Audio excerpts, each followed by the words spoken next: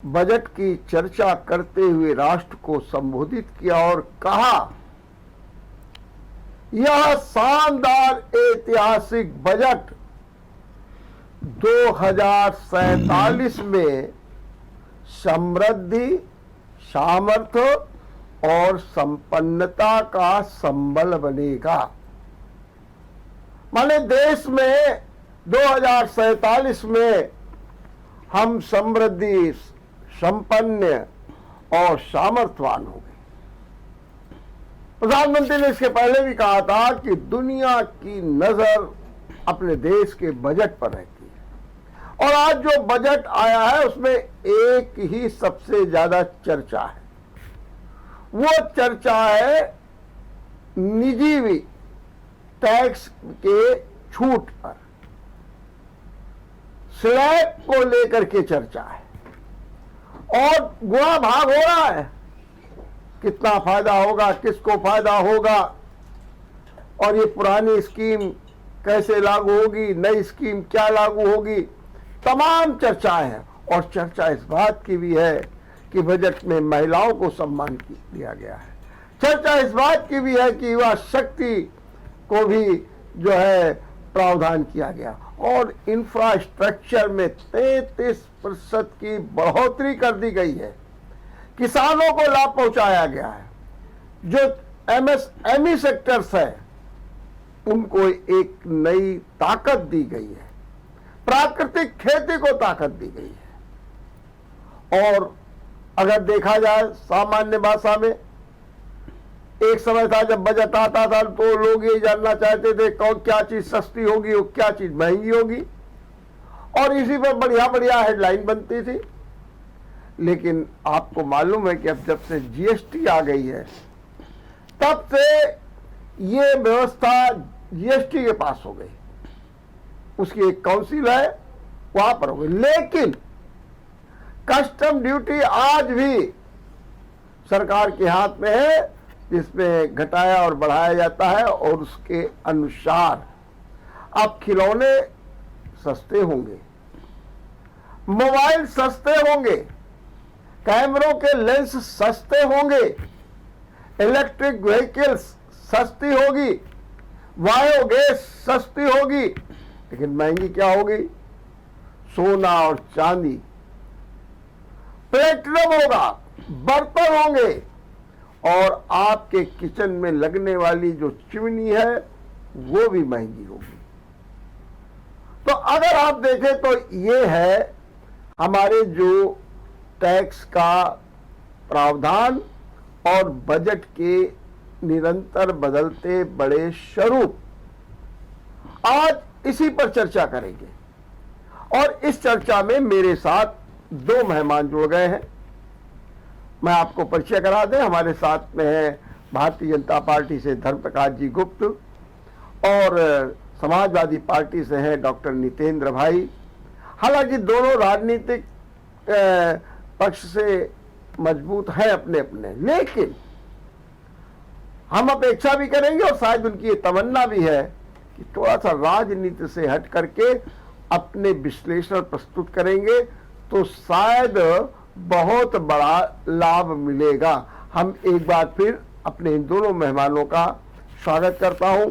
सबसे पहले धर्म प्रकाश जी, बजट आ गया, क्या कहेंगे? सबसे पहले तो मैं आपकी इस बात की तईद करता हूं कि आज मैं अपना भारतीय जनता पार्टी का जो मेरा रहता है रोल, उसको मैं किनारे कर रहा हूं। मैं केवल एक आम आदमी के रोल से आज बैठा हूं, और मैं अपने भाई नितेंद्र जी हमारे बड़े समझदार और बढ़िया व्यक्ति हैं, व्यक्तिगत रूप से मैं इनको बहुत पसंद करता हूं। इससे भी मैं अपेक्षा करूंगा कि आज हम लोग इसी तरीके से चर्चा करें।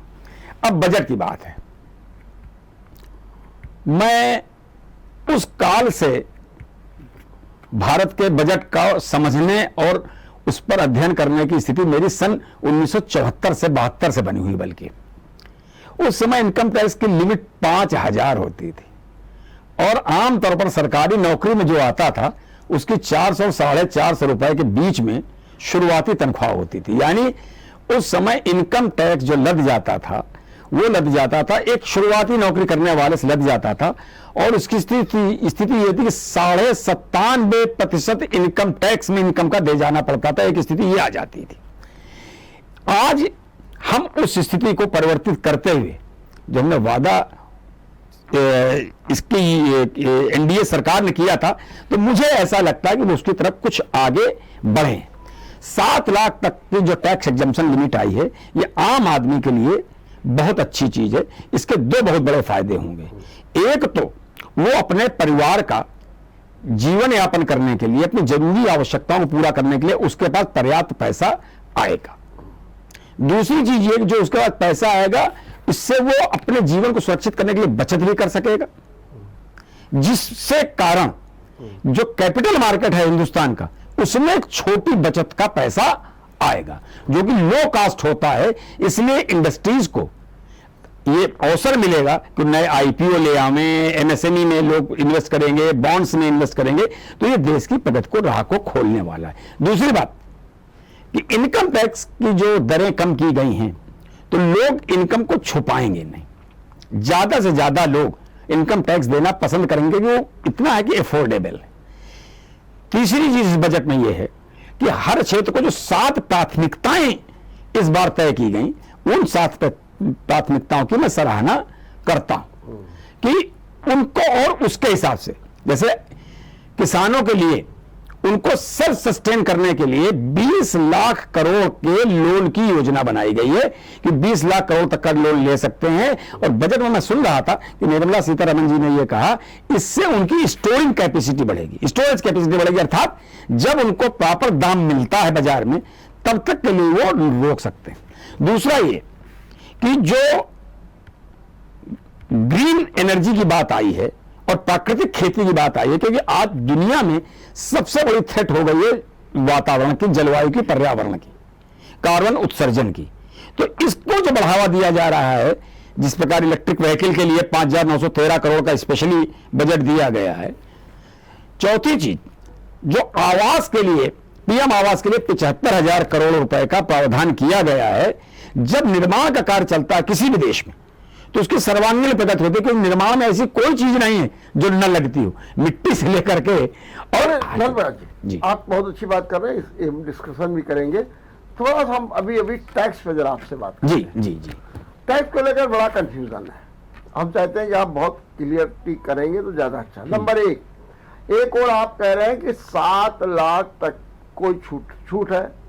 आम आदमी समझ रहा है कि 7 लाख तक देने नहीं है, लेकिन उसके बाद भी आ रहा है कि 0 से 3 लाख तक 0, और फिर 3 से 6 5%। फिर तो आदमी कह रहा है कि जब 7 लाख में हमको छूट दे दी गई, तो भी ये स्लैब अलग अलग क्यों आ रहा है? इसका क्या मतलब है? देखिए, ऐसा है कि धारा 80 में कुछ छूटें दी गई हैं जिनका प्रावधान किया गया है।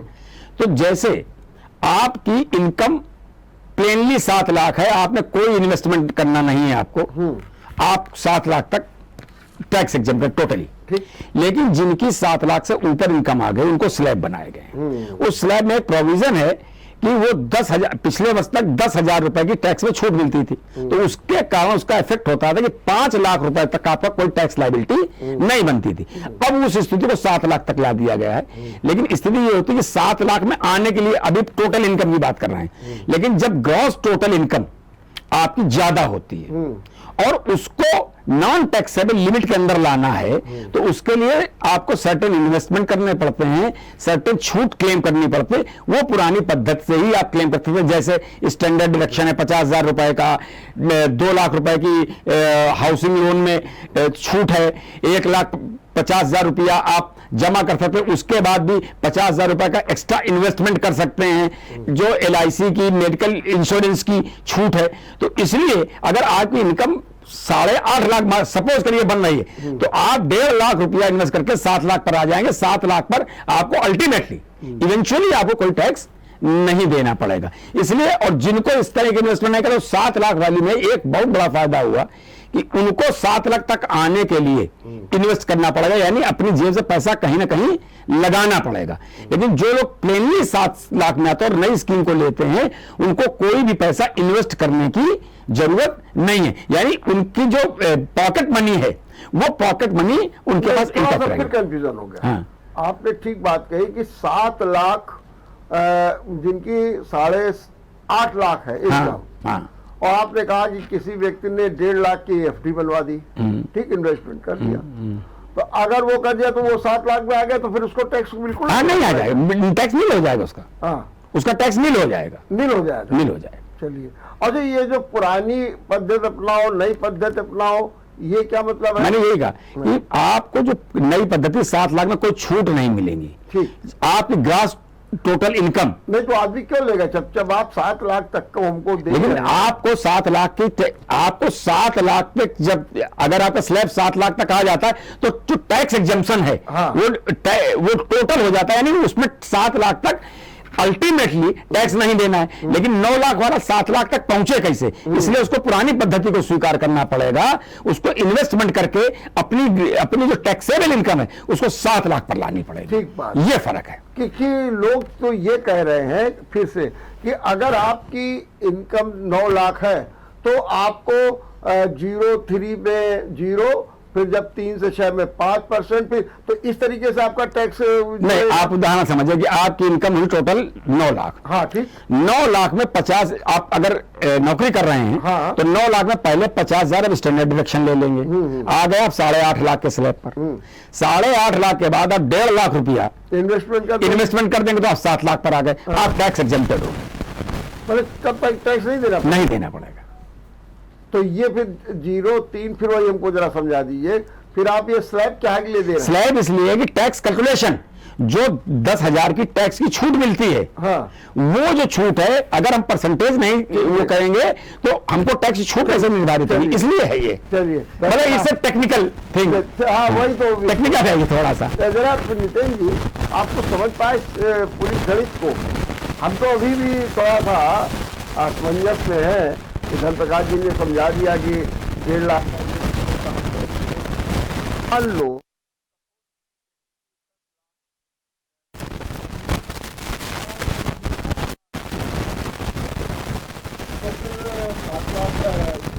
उसमें आ जाएगा 9.5, तो क्या उसको मात्र 1.5 लाख पर ही टैक्स देना पड़ेगा? ऊपर 7 लाख नहीं टैक्स, अच्छा नितिन जी की, आपको समझता है गलत की नहीं समझता? वर्मा जी, आज का विषय बहुत महत्वपूर्ण है। हमारे साथी पिता जी उन्होंने कहा कि एक सामान्य आम व्यक्ति की तरीके आज हमने समीक्षा की है आज के बजट की, बिल्कुल ठीक बात है। और आज मैं भी बिल्कुल किसी पार्टी की ठीक बात, बहुत सुंदर, धन्यवाद। आम व्यक्ति की बात ही रखूंगा। लेकिन सरकार ने जो बजट प्रस्तुत किया है उसमें सिर्फ आज एक ही हाईलाइट है, टैक्स। हाँ वही मैं कह रहा हूँ, और कोई हाईलाइट जैसी चीज नहीं है। परंपरागत नॉर्मल जो एक बजट होता है उसी तरीके से रखा गया। हम टैक्स देते हैं, सरकार टैक्स को उसको खर्च करने की योजनाएं बनाती है, वो परंपरागत एक व्यवस्था है। इतना इस विभाग में जाएगा, इतना इस विभाग में जाएगा, निर्माण भी करेंगे और तरक्की के सारे मार्ग खोल देंगे, बिल्कुल ठीक बात है। अब आपने जहां से शुरुआत की थी मैं भी वहीं से आपकी बात को शुरुआत करता हूं। आपने कहा मैं करीब 74 से टैक्स को बिल्कुल नजर रखे हूं, और जब 5 लाख रुपए का स्लैब, 5,000 रुपए का स्लैब होता था, मैं फाइनेंस मिनिस्ट्री का ही एक सर्वे आपको बताता हूँ। मैंने उसको एक बार पढ़ा था डे टू डे में कि रुपए की वैल्यूएशन, तो 1920 से लेकर 2020 तक का एक सर्वे था वित्त मंत्रालय का कि रुपए की वैल्यूएशन कैसे कैसे बढ़ती है। तो जो हर 20 साल में जो गैप होता है वो 1 0 बढ़ता है, यानी 10 गुने का रुपए का वैल्यूएशन होता है। तो वो पूरा साफ साफ ये था कि 1920 में 1 रुपए की जो वैल्यू होती थी वो 1940 में 10 रुपए की वैल्यू हो गई, 1960 में वो 100 रुपए की वैल्यू हो गई, 1980 में वो 1,000 रुपए की वैल्यू हो गई, 2000 में वो 10,000 रुपए की वैल्यू हो गई, और वो 2020 में 1 लाख रुपए की वैल्यू हो गई। ये एक सीधा सर्वे था कि जो तो 1920 में 1 रुपए की वैल्यू होती थी वो 2020 में 1 लाख रुपए की वैल्यू हो गई। अब उसी रेशियो पर आ जाए तो सरकार का पूरा रिजल्ट क्लियर हो जाएगा कि कहां टैक्स में किसको छूट दी गई। 1974 में आपके हिसाब से 5,000 रुपए टैक्स स्लैब था जो छूट था।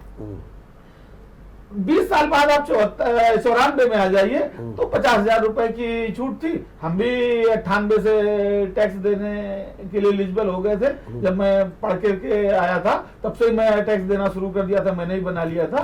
तब हम जब दे रहे थे तो 60,000 रुपए 98 में हो गया था। उसी वैल्यूएशन से अगर देखा जाए तो 74 में 5,000 था, तो 94 50,000 हो गया, तो वो 2014 में आकर के 5 लाख हो गया।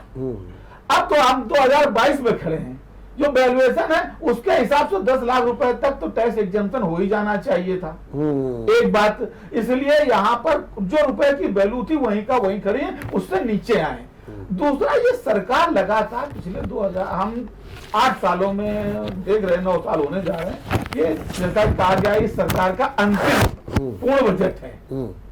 इस सरकार का जो अंतिम पूर्ण बजट है पूरी तरीके से देश के लोगों को गुमराह कर गया, कंफ्यूज कर गया।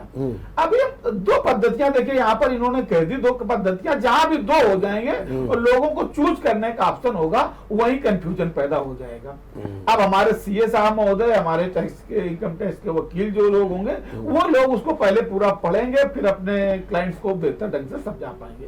जो मैं समझ पाया एज ए एडवोकेट, देखिए पहले भी हमारा 5 लाख रुपए तक का टैक्स एग्जम्प्ट था। 1.5 लाख रुपए की 80C की छूट थी कि आपके कोई बीमा पॉलिसी जा रही है, बच्चों की आप स्कूल की फीस देते हैं, और भी इस तरीके की। इसके अलावा जो टैक्स के बॉन्ड थे वो तो 50 लाख रुपए 25 लाख रुपए तक के थे कि जो आपकी कैपिटल गेन इनकम होती थी, आप 25 लाख तक का बॉन्ड खरीद लीजिए तो वो भी आपकी बच जाती थी। ये सब पहले भी था। यहाँ जो सीधा गुमराह करने की बात हो गई कि 7 लाख रुपए तक का टैक्स छूट, यानी 7 लाख तक आपको कोई टैक्स नहीं देना है। स्लैब क्या आ गया कि 0 से 3 लाख तक, जो पिछले में 2 बार से तो कोई छूट नहीं आई थी, बहुत पहले से ये चला आ रहा है। करीब 3 साल पहले का जो बजट था उसी में ये हो गया था, 2.5 लाख रुपए तक की छूट थी। उसके बाद में फिर वो 5%, फिर 10%, और फिर 20% और 30% तक के स्लैब थे। अभी हमने जो इसमें समझ पा रहे हैं कि 0 से 3 लाख रुपए तक की टैक्स छूट है खुली। उसके बाद 3 से 6 लाख तक का 5% टैक्स है। 6 लाख से 9 लाख तक का 10% की छूट कर दी है। 9 से 12 में 15% की छूट है, और उसके आगे फिर 20%। इस तरीके का पूरा स्लैब है। यानी कि पिछले 3 साल के बाद जो एक पहली बार टैक्स में प्रावधान रखा गया है छूट का, उसमें कोई बहुत भारी भरकम जैसे भी रुपए की वैल्यूएशन उसके हिसाब से कोई बहुत बड़ा बदलाव नहीं हुआ है, क्योंकि उसी हिसाब से लोगों की सैलरियां बढ़ी हैं, उसी हिसाब से महंगाई बढ़ी है, उसी हिसाब से खर्चे बढ़े हैं। उसके अनुपात में देखा जाए तो बचत तो हो ही नहीं रही लोगों की। एक बात तो ये समझने की है, जो 7 लाख तक कह दिया गया, 0 से 7 लाख टैक्स एग्जम्प्टेड है, ये बात पूरी तरीके से गुमराह। बस लेकिन इस पर क्लियर फिर लेंगे धर्मप्रकाश जी को। नहीं, धर्मप्रकाश जी कहेंगे हमारी बात रही है। हम एक छोटा सा खाली ब्रेक लेते हैं, ब्रेक के बाद हम चर्चा करें।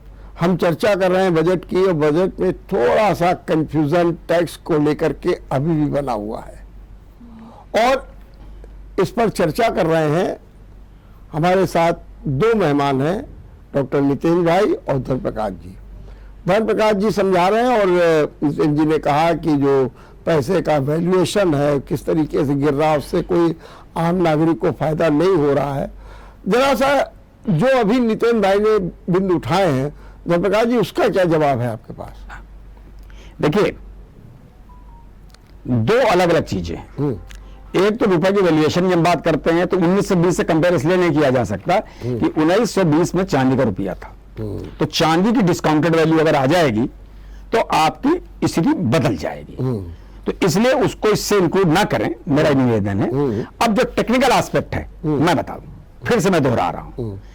अगर आपकी कुल आय 7 लाख रुपए है तो आप सीधे सीधे टैक्स एग्जेम्प्टेड हैं। ठीक हो गया। अगर 7 लाख के ऊपर आए हैं तो आपका जो टैक्स का निर्धारण होगा उन स्लैब्स के कारण होगा।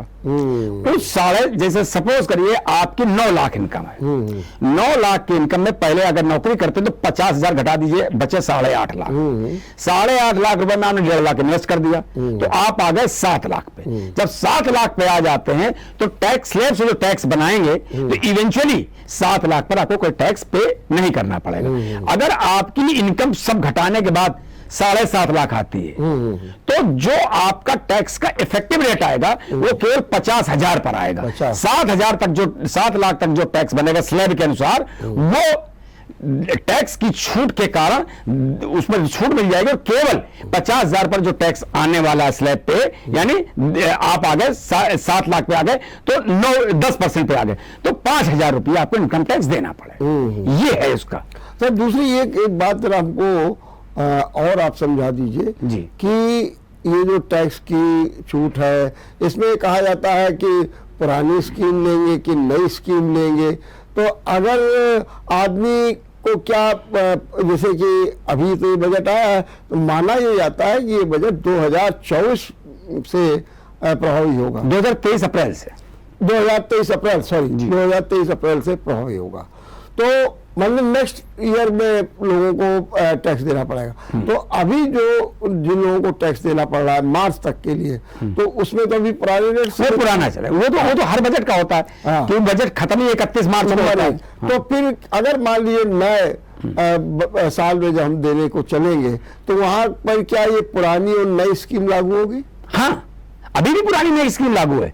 अभी वो 5 लाख पर है। अभी वो 5, आपकी टैक्स एग्जम्पशन लिमिट आज मालूम है कि आप 2.5 लाख है, नहीं टैक्स एग्जम्पशन लिमिट 2.5 लाख है, और 5 लाख पर जब आप टैक्स कैलकुलेशन करते हैं तो जो 80T है शायद धारा, मुझे याद नहीं आ रही, उस पर जो टैक्स का एग्जम्पशन एक दिया है उन्होंने, दिया है, वो जो है वो 5 लाख तक को नलीफाई कर देता है। यानी 5 लाख तक की इनकम जो आ जाती है वापस सारी छूटें लेने के बाद, तो आप अगर छूटें क्लेम करनी है तो आप करना, वरना 7 लाख तक आप कोई छूट ना करो। आपको क्या कि ज्यादा करने में 7 लाख तक वापस आने के लिए कुछ इन्वेस्टमेंट करना पड़ेगा। ठीक बात है। चलिए, आपने बताया, बहुत कुछ क्लियर भी हुआ है। और जी ये बताइए, महिलाओं का बड़ा सम्मान हो गया, कह रहे हैं कि वो 2 लाख तक रुपए आप 23 तक के लिए जमा कर दिए, 7.5% आपको ब्याज मिल जाएगा। तो ये तो अच्छी बात हुई, सम्मान मिल रहा है महिलाओं को।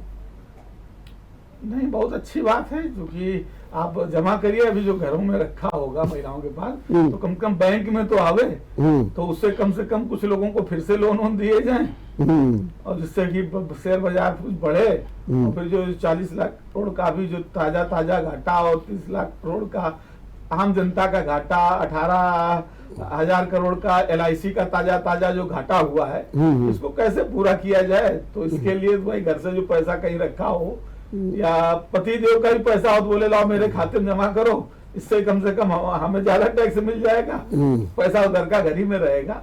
चलिए, ये तो एक विनोद की बात हो गई। अभी मैं उसी बात पर एक बार आपको फिर से आना चाहूंगा, स्लैब की बात। ठीक बात, क्योंकि ये टैक्स स्लैब पर बड़ा ऐसा कंफ्यूज कर दिया गया है कि आज आप दूसरे मुद्दे पर बात न करें, और 1 साल आगे की बात कर दी गई, क्योंकि ये आज 2022 में बैठे हैं। ये अप्रैल से चूंकि अगर खत्म हो जाता है, 30 मार्च को जो खत्म होता है, 1 अप्रैल से नया सेशन आता है, तो हो सकता है अगले फाइनेंशियल ईयर में हम लोग इसको का लाभ ले पाते। लेकिन ये चूंकि लागू ही होगा अप्रैल 23 में जाकर, 24 के बाद, यानी 1 साल तो हमको फिर उसी व्यवस्था में जीना है। जीना। तो अभी फिलहाल कोई लाभ नहीं मिला इसका। अब दूसरा जो स्लैब है, जरा उसको आपको मैं दूसरी भाषा में समझाता हूँ। पुरानी पद्धति को ही अभी आपको समझना पड़ेगा। पुरानी पद्धति में चूंकि ये था कि 0 से लेकर के हम 2.5 लाख तक बिल्कुल 0 और 5 लाख तक एग्जम्प्टेड राशि थी, उसके ऊपर का जो टैक्स स्लैब था वो था। इसी को ये नए स्लैब में लेकर के आए, 0 से 3 लाख, 3 से 6 लाख, 6 से 9 लाख। वो पुरानी पद्धति का है, इस नई पद्धति का नहीं है। नई और पुरानी की बात की जा रही, तो पुरानी पद्धति में भी बदलाव किया है। ये जो 0 से 3, 3 से 6, 6 से 9 कह रहे हैं, ये पुरानी पद्धति में जब आप लाभ लेंगे तो मिलेगा। और नई पद्धति का सीधे क्लेम कर दिया है कि अगर आप 55,000 से लेकर 58,000 रुपए तक की सैलरी पे है, और आपका टोटल इनकम 1 साल की सैलरी की 7 लाख रुपए तक बनती है, तो आपको दुनिया भर का खुराफात करने की जरूरत नहीं है कि बच्चे की भी स्कूल की फीस लाइए, इनकम टैक्स और LIC का भी पॉलिसी दे दीजिए, बीमा की कुछ किस्तें जा रही हो वो दे दीजिए, कुछ मत दीजिए। हमने मान लिया कि आपका 7 लाख रुपए की इनकम है, आप इस टैक्स से छूट पा गए, बरी हो गए, आपको कोई पेपर डॉक्यूमेंटेशन पूरा करने की जरूरत नहीं है। इसके ऊपर जैसे ही आप बढ़ते हैं तो आप उसी स्लैब में आ जाते हैं, और फिर आपको उसमें टैक्स देना है। एक ही सीधी बात है, इसमें बहुत कंफ्यूज होने की जरूरत है। बिल्कुल। नई पद्धति का आप लाभ लेंगे, वो भी अप्रैल 23 के बाद। तब तक आपका नई सैलरी भी बढ़ चुकी होगी, बहुत सारी चीजें होंगी, तो आज है वो कल हो सकता है उसके दायरे से बाहर हो जाए। तो 7 लाख की इनकम अगर 2023 के बाद आपकी होगी तो आपको कोई पेपर डॉक्यूमेंटेशन नहीं बढ़ाना पड़ेगा। सीधे सीधे आपने कहा कि मेरी इनकम ये सैलरी से 7 लाख रुपए तक की है, टैक्स एग्जेम्प्टेड है, ऊपर है तो इसका ये जो भी परसेंटेज है हम दे देंगे। और अगर आपको टैक्स क्लेम करना है, छूटें लेनी है, तो आपको पुरानी पद्धति में जाना होगा। 0 से 3 तक कुछ नहीं देना है। 3 लाख से 6 लाख के बीच की आपकी इनकम है तो वो टीसी के तहत आपको बच्चों की स्कूल की फीस, LIC और ये सब मिल जाएंगी। इसके ऊपर जाते हैं तो फिर वो इस 10%, 15%, 20% वाले स्लैब में आना है। कुल मिलाकर के बहुत ज्यादा इस पर खुश होने का, भांगड़ा बजाने का जैसा माहौल नहीं है कि हम इस पर खुश हो जाएं। 1 साल तक तो अभी पहले इसी पर आप जहां हैं वहीं रहेंगे, फिर वो अगला चुनावी साल होगा 2024 का, और चूंकि उसके पहले आप कोई बजट पेश नहीं कर पाएंगे, जो चुनाव के पहले ही आपको, मार्च के पहले ही आपको चुनाव में जाना होगा, इसलिए आपका ये अंतिम बजट हो गया और इसी को लेकर के पूरे साल तक हम गाना गाएंगे। नितिन जी, अब आ जाइए 1 मिनट। किसानों के क्षेत्र में। नितिन जी, मैं अभी आपसे किसानों की बात कर रहा हूँ। हमारे साथ जुड़ गए हैं उत्तर प्रदेश के राज्य मंत्री कपिल देव जी। मैं आपका JMD न्यूज में बहुत बहुत स्वागत करता हूं। कपिल जी, आपने बजट को देखा है, क्या सबसे बढ़िया बात आपको क्या लगी इस बजट में? आवाज नहीं आ रही, आवाज नहीं आ रही है। अभी चेक कराते हैं हमारी बात है। ऑडियो जरा टेक्निकल विभाग जरा इसको देखे, तब तक हम अपनी चर्चा को जारी रखते हैं नितिन भाई के साथ। आवाज नहीं आ रही है, इधर फोटो भी नहीं आ रही। यहाँ फोटो हम लोग ने जरा इसको चेक करा।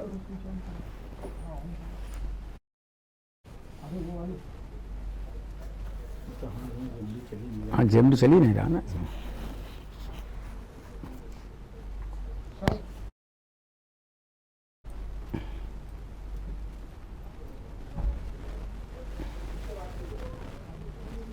कपिल जी, आपको मेरी आवाज आ रही है? आवाज आ रही है लेकिन बहुत क्लियर नहीं है, आ रही है, थोड़ा डिस्टर्बेंस है ना। आइए, ले रही है।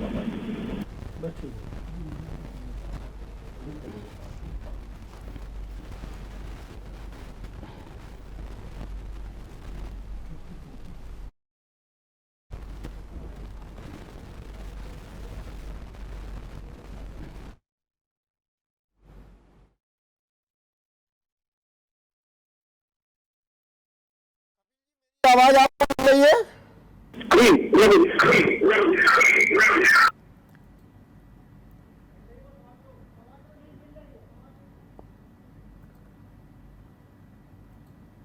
कपिल जी, आपको मेरी आवाज आ रही है?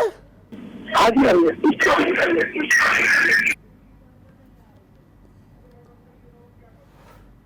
चलिए, मैं अभी एक छोटा सा ब्रेक ले लूंगा कपिल जी से और उसके बाद मैं बात करूंगा। हाँ, तो नितिन भाई, आपने शुरुआत कर दी थी किसानों के लिए, और किसानों के लिए तो आज बहुत घोषणाएं हुई। स्टार्टअप योजना लागू कर दी गई है, किसानों के लिए नेचुरल खेती के लिए कई आयाम प्रस्तुत किए गए हैं, किसानों को समृद्ध बनाने के लिए कई कार्य किए गए हैं। तो और किसान समाजवादी पार्टी का भी एक एजेंडा रहा है और है भी और रहेगा भी। तो इस संबंध में आपका क्या कहना है? जी, मैं उसी बात पर आ रहा था कि देश की रीढ़ किसान है जी। और जब दुनिया में एक बड़ी आपदा आई, भारत भी उससे बहुत प्रभावित हुआ, कोरोना। जब कोरोना काल में भी सारी इंडस्ट्री ठप थी, सारे व्यापार ध्वस्त हो गए थे, उस समय भी किसान और खेती ही एक ऐसा। चलिए, फिर एक बार कपिल जी, आप मेरी आवाज सुन रहे हैं? आवाज डिस्टर्ब आ रही है ना। चलिए, हाँ, तो नितिन भाई जी, जो क्या करेंगे, किसानों की जो रीढ़ होती है, हमारे जो अन्नदाता होते हैं, तो आपने देखा कि उनके लिए भी सरकार ने, क्योंकि सरकार की जो आज हम पॉलिसी देख रहे थे, खेती, किसान और MSME, ये 3 पर बड़ा फोकस उन्होंने किया था। तो क्या कहेंगे आप खास तौर से किसानों के बारे में, क्या कर रहे थे? निश्चित रूप से देखिए, देश की जो मूल आधार है, माननीय प्रधानमंत्री जी का ये लास्ट कार्यकाल, दूसरा जो कार्यकाल है वो भी अंतिम चरण था। और जब प्रधानमंत्री जी 2014 में सरकार में आए थे, उसके पहले से उनके वादे थे कि किसानों की आय को हम दोगुना कर देंगे, 2 करोड़ नौजवानों को प्रतिवर्ष रोजगार देंगे। ये 2 महत्वपूर्ण बातें थी जिससे देश के किसान और नौजवान उनकी ओर आशा भरी नजरों से देख रहा था। और आज दूसरे कार्यकाल का मैंने कहा कि अंतिम चरण हो गया, आज अंतिम बजट हो गया, और दोनों को, किसानों और नौजवानों को इस सरकार ने लगातार निराश करने का काम किया। जो बजट है इसमें से कोई एक बात हमारे साथी अगर ईमानदारी से समीक्षा करेंगे, क्या ऐसी है जिससे कि किसानों की आय पर कोई प्रभाव पड़ा हो बहुत ज्यादा? मैं कल की बात बता रहा हूँ, कल मैं गांव में था, क्योंकि हम लोग ग्रामीण परिवेश से हैं, खेती का कुछ DAP खाद जब बुआई के समय जरूरत पड़ती है, किसान को गेहूं जब बो रहा होता है तो उस समय उसको DAP चाहिए होता है, और इस समय जब वो फसल उसकी कुछ खड़ी हो जाती है, छिड़काव करने के लिए यूरिया चाहिए होती है। तो जब DAP की जरूरत थी तो बाजार से DAP गायब थी, किसानों को DAP नहीं मिली। आज बाजार में DAP आ गई है, और आज जब किसान को यूरिया की जरूरत है, क्योंकि उसकी फसल अब कुछ बड़ी हो रही है, फट रही है, उस पर छिड़काव करने की जरूरत है, क्योंकि उस पर फलाने का टाइम आ रहा है, बाली आने का समय आ रहा है, तो बाजार से यूरिया गायब है। कीटनाशक दवाओं के पिछले बार भी रेट बढ़ा दिए गए थे, बिजली का लगातार रेट बढ़ा दिया गया, क्योंकि किसान की सिंचाई का मूल साधन बिजली है, पानी और बिजली। तो पानी चूंकि नहरों से जो पहले आता था, बम्बों से आता था, वो तो पूरी तरीके से सरकार में व्यवस्था खत्म कर दी गई। आज नहरों और बम्बों में पानी आना बंद हो चुका है। लोगों ने अपने निजी संसाधन बनाए, बिजली के जो ट्यूबवेल लगाए, ट्यूबवेलों में बिजली, और अभी अभी ताजा प्रदेश सरकार ने भी बिजली के रेटों में किस तरीके की बढ़ोतरी कर दी गई है। तो जब बिजली के रेटों में बढ़ोतरी हो गई, कीटनाशक दवाओं में बढ़ोतरी हो गई, कृषि के जो यंत्र हैं उनमें बढ़ोतरी कर दी गई है, और हमें लगातार जब समय से खाद और बीज भी नहीं मिल पा रहा है, तो किसान की आय कैसे बढ़ेगी? मैं इस तिलिस्म को नहीं समझ पा रहा हूं। सिर्फ भाषण देने से और बड़ी बड़ी तालियां बजने से क्या किसान की आय दोगुनी हो जाएगी? एक बात। दूसरी, किसान की आय की उपज का जो मूल्य की बात हुई थी, MSP की बात जो किसान मांग कर रहे थे लगातार, MSP लागू कर दी जाए, किसान की आय के जो उपज है उसका मूल्य मिल जाए। तो आज तक किसान की आय का जो उपज होती है उसका मूल्य निर्धारण नहीं हुआ, कैसे किसान का लाभ हो जाएगा? और उधर जो सरकार की नीति है अन्ना गाय और सांडों से, जिससे कि किसान की फसलें पूरी तरीके से नष्ट कर दी जाती, तो पूरी तरीके से सरकार ने जो 80 करोड़ लोगों की जो योजना महत्वपूर्ण बार बार हाईलाइट की जा रही, मुफ्त राशन पर डिपेंड करने के लिए मजबूर कर दिया गया है। मैं पूरी तरीके से इस बजट की इस मामले में, किसान के मामले में निंदा करता हूं। आप किसान को आत्मनिर्भर बनाने की बात तो कहते हो, लेकिन ऐसा कोई आपने नहीं किया है किसान की आय बढ़े, वो आत्मनिर्भर बने। आप उसको 5 किलो राशन पर जिंदा धर्मराज जी से बात करें। धर्मराज जी, क्या कहेंगे? जो वादा किया गया था, आपने NDA की चर्चा कर रहे थे, आपने कहा था कि NDA ने ये कहा, और उसमें ये भी कहा गया था कि किसानों की आय को दुगना कर दिया जाएगा, लेकिन जो विश्लेषण दिया है नितिन भाई ने, उसमें तो ऐसा नहीं लग रहा। बजट के साथ साथ आर्थिक सर्वेक्षण भी आया, वो ये कहता है पिछले 10 वर्षों में भारत की टोटल प्रति व्यक्ति आय दोगुनी हो गई है। 1,97,000 वार्षिक आय का आंकड़ा औसतन है, जो कि 2 साल यानी जिसमें लगातार 10% की ग्रोथ आई है, और आज वो दोगुना हो चुका है। उसमें हमारे किसान भाई भी इंक्लूडेड है। एक बात हम सब लोगों को, जो मैं चूंकि इकोनॉमिक्स का आदमी रहा हूं इसलिए मैं ये बात कह रहा हूं कि MSP का मतलब होता है मिनिमम सपोर्ट प्राइस। इसको अगर इस अर्थ में लिया जाए कि सारा गल्ला सरकार उस प्राइस पे खरीद ले, ये नहीं है। इसकी धारणा ये है कि अगर आपका उससे कम में बिक रहा है तो आप सरकार के पास आइए, सरकार आपका खरीद लेगी। आज स्थिति यह है कि जो MSP है उससे ज्यादा प्राइस पर आपका माल बिक रहा है। सबसे बड़ी समस्या जो किसानों की आती थी या आती है वो होती है कि किसान को मजबूरी में अपनी जरूरतों को पूरा करने के लिए जैसे ही फसल तैयार हुई, जैसे ही कटी, वैसे ही उसको बेचना है, उसके पास अवेलेबिलिटी ऑफ फंड्स नहीं होता है। इसके लिए इस बजट में स्पष्ट रूप से 20 लाख करोड़ का प्रोविजन किया गया है कि आपको 20 लाख करोड़ तक किसानों को ऋण दिया जाएगा केवल स्टोरेज के लिए। यह बड़ा क्लियर है। दूसरी बात कि देखिए, यूरिया और डीएपी के आंकड़े मेरे भाई नितिन ने कहां से लाए, मेरे संज्ञान में नहीं है, इसलिए मैं सीधे नहीं नकार रहा हूं, लेकिन वर्चुअली मैं नकार रहा हूं। हमने इन सब चीजों को ध्यान, दो चीजें हैं। एक पानी की बात कही, वो व्यवस्था कांग्रेस की, या सॉरी मुझे नहीं कहना चाहिए, राजनीतिक नहीं हूं, मतलब गत वर्षों में वो व्यवस्था ध्वस्त हुई। ठीक है, इसके लिए सरकारों ने यह सोचा कि हम लिंक योजनाएं बनाएंगे, जिसमें जैसे उत्तर प्रदेश में केन बेतवा लिंक करने की बात है। वो केवल इसलिए है कि उससे जो अपने फोकर के पानी नहरों में जाता है उसमें सततता बनी रहे, लॉन्ग टर्म प्रोसेस है।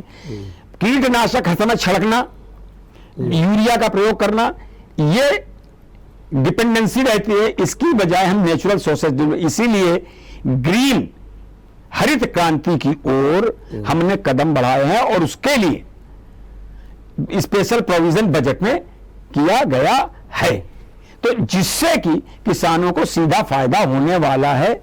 हम ये चाहते हैं, मेरी धारणा एज ए इकोनॉमिस्ट ये है कि चूंकि किसान और कृषि भारत की रीढ़ है, अगर हमारी कृषि मजबूत ना हो तो हम 80 लाख करोड़ को खाना नहीं दे सकते।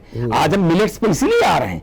मिलेट्स की योजना ये है कि जिन जगहों में पानी कमी होती, कोई बात होती है, तो वहां पर चना तो जल्दी उग सकता है। बुंदेलखंड की, जैसे बुंदेलखंड है, राजस्थान है, इनकी शकल हम बदल सकते हैं, शक्ल सूरत बदल सकते हैं। इसलिए मिलेट्स पर भी ध्यान दिया जा रहा है। ये सरकार का एक सराहनीय कदम है। इसलिए इससे निश्चित रूप से किसानों के लिए बहुत कुछ किया गया है। मैं इस बात से नितिन भाई की सहमत नहीं हूं। मुझे लगता है कि थोड़ा डिटेल में कल हार्ड कॉपी आ जाए, पूरी कॉपी पढ़ी जाए, तो उसके बाद नितिन जी और हम फिर एक साथ बैठे और इसकी फिर विस्तृत करें। तो अभी तो फौरी तौर पे मेरा मत थोड़ा सा नितिन भाई से डिफरेंट है। मेरा ये कहना है इसमें किसानों के लिए बहुत कुछ किया गया है।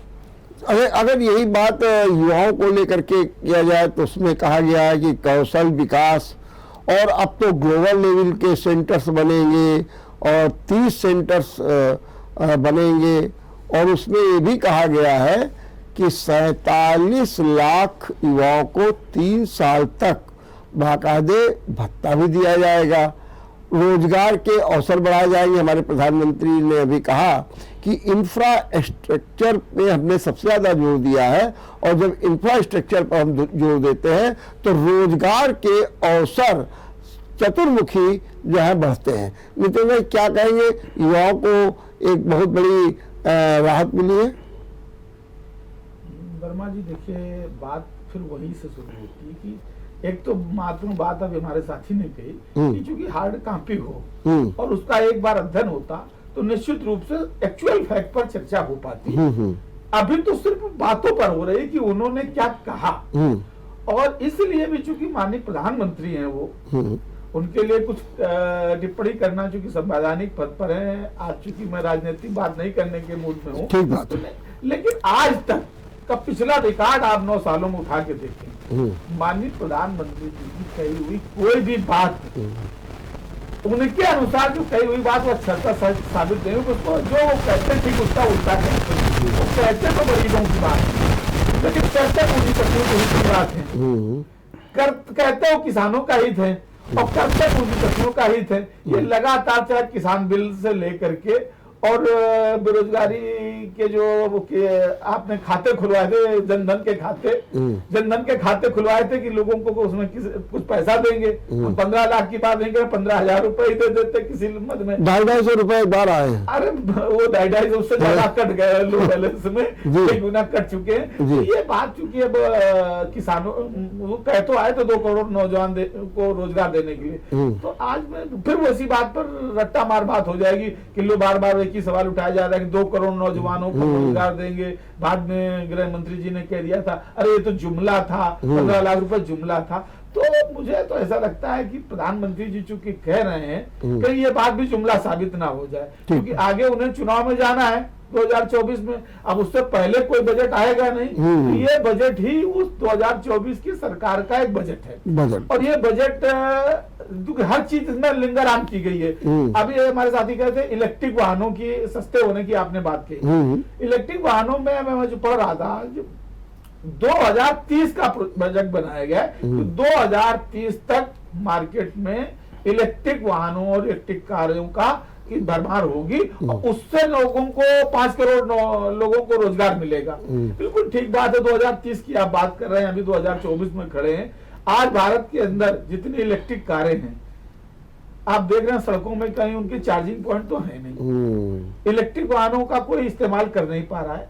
ठीक, कल को आप वो नया इंफ्रास्ट्रक्चर लाएं, पहले उनके चार्जिंग पॉइंट बनाएं, तब कहीं जाकर वो कंपनियां भारत में आ पाएंगी और उसके बाद में वो इंडस्ट्री लगाएंगी, डेवलपमेंट होगा। 30 की बात कर रहे हैं और 40-50 तक क्या हो पाएगा वो भी भविष्य के गर्त पे। वो एक कल्पना पूरी आज की डेट पे तो उस पर बात करना पूरी कल्पना है।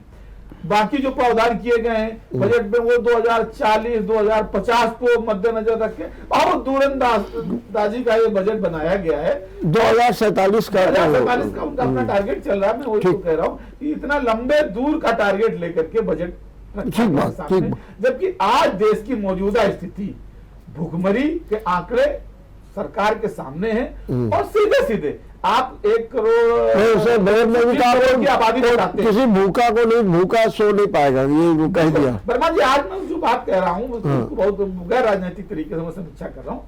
आप देश की आबादी को 130 करोड़ मानते हैं, मौजूदा समय में 140 करोड़ कही जा रही है, वो सरकारी आंकड़े हैं उसी की बात कर ली जाए 130 करोड़, जिसमें 80 करोड़ को आप खुद कह रहे हो कि राशन दे रहा हूं। आप समझ जाइए देश की स्थिति कहां है कि 80 करोड़ लोग आज भी भोजन नहीं पा सकते, वो मुफ्त राशन के लिए लाइन पे खड़े हैं। ये सरकार क्या आत्मनिर्भर बनाने की बात कर रही है और फिर भी उनको 80 करोड़ लोगों को मुफ्त राशन के सारे जिंदा रखे। दूसरी बात अभी हमारे साथी ने बहुत बड़ी बात कही कि जो सरकारी और आर्थिक आंकड़े आए प्रति व्यक्ति आय की, प्रति व्यक्ति आय लगभग 2 गुनी हो गई है। 1.97 लाख आ गया आंकड़ा।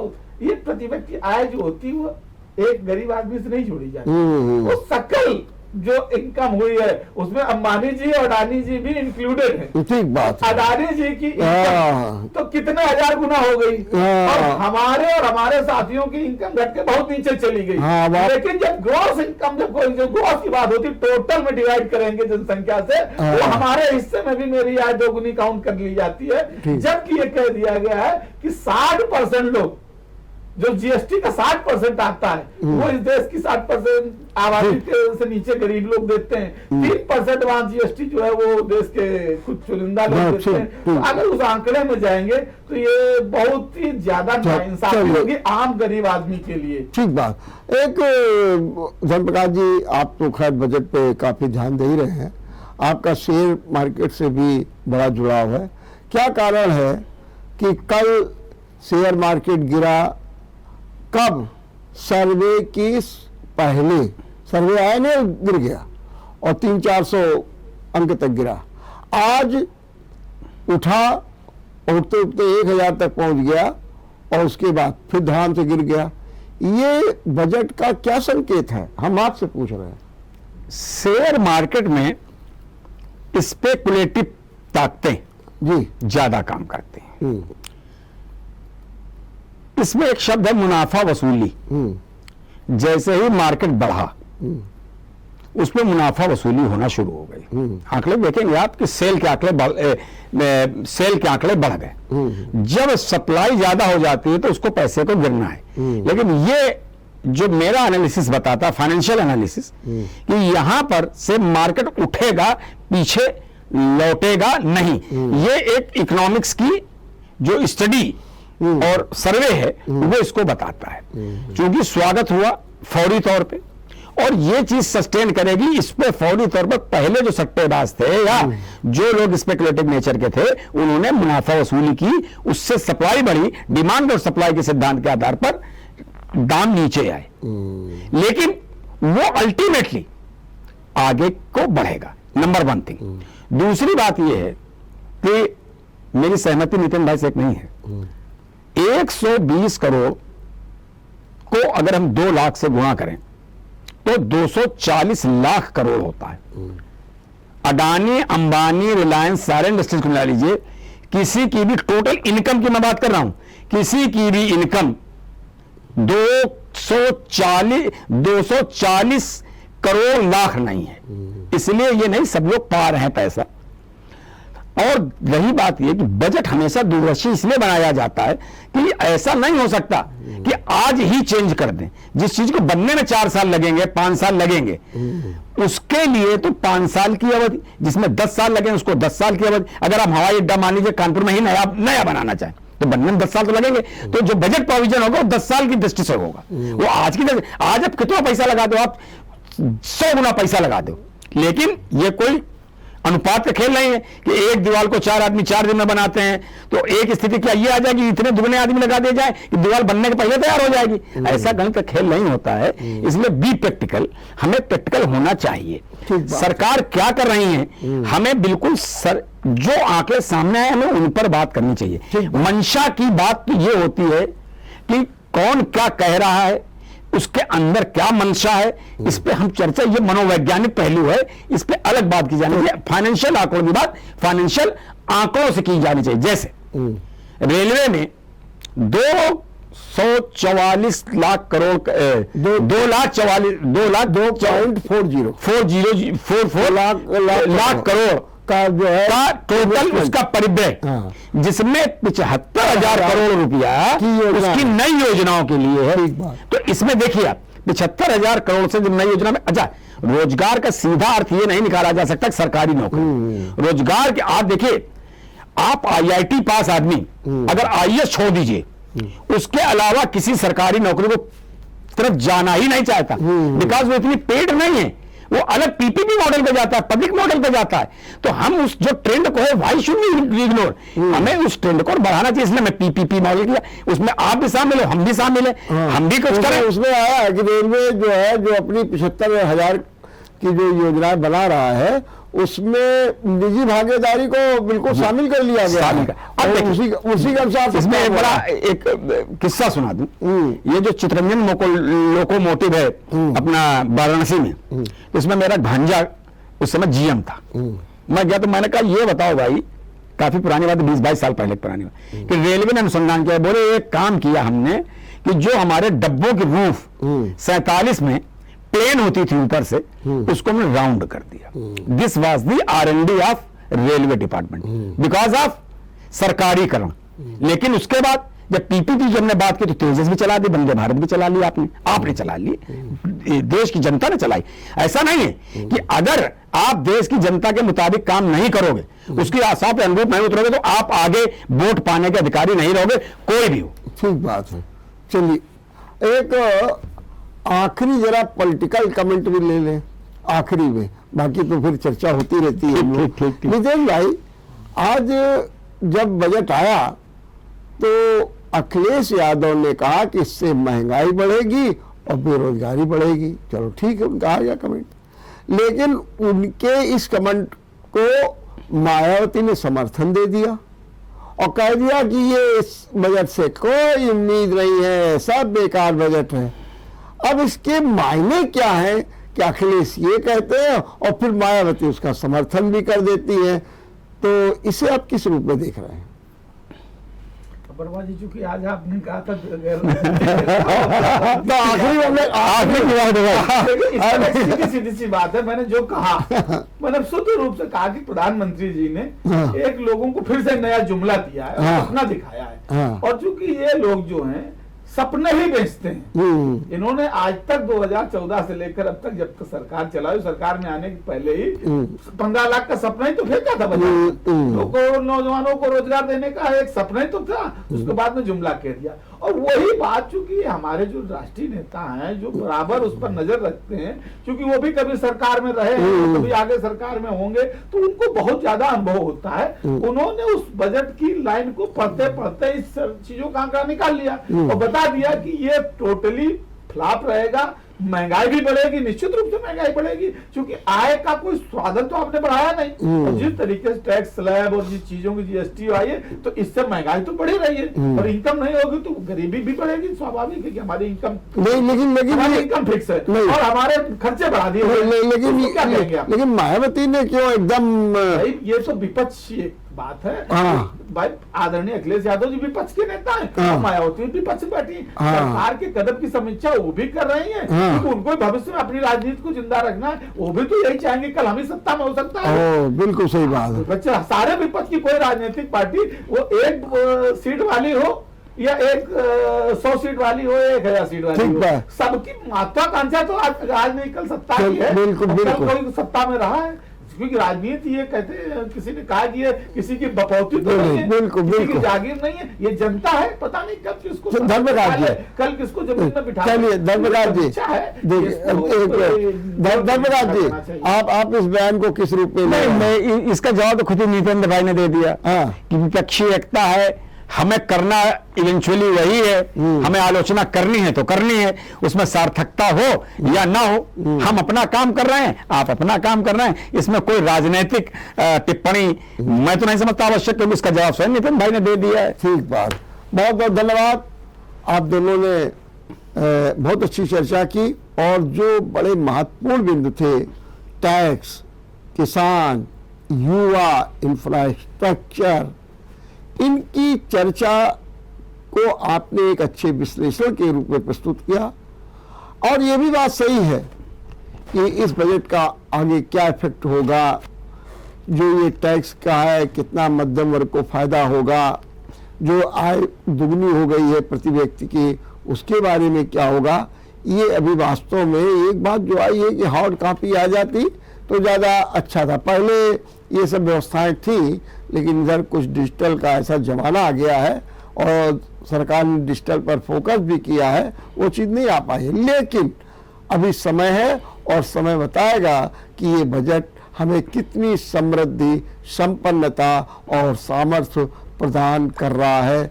देखते रहिए JMD न्यूज़। नमस्कार। अगर आपको हमारा वीडियो पसंद आया हो तो हमें लाइक करें, सब्सक्राइब करें और ज्यादा से ज्यादा शेयर करें, और हाँ, बेल आइकॉन दबाना ना भूलें ताकि हर खबर का अपडेट आप तक पहुंचे तुरंत।